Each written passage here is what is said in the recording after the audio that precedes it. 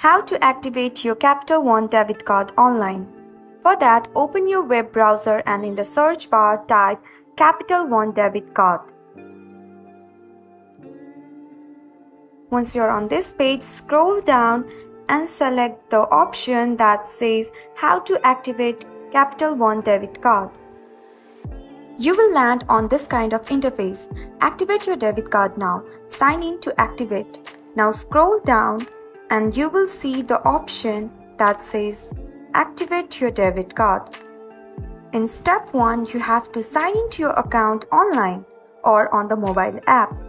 In step 2, choose the 360 checking account linked to your debit card. Step 3, look for a button to activate your card. It's next to the debit card tracker on the website or below your balance on the mobile app.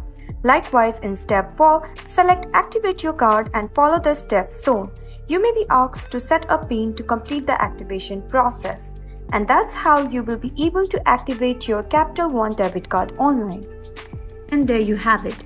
You have successfully activated your Capital One debit card by following these instructions. That wraps up this guide. If you found this information useful, remember to like, share and subscribe to stay updated. Thank you for watching.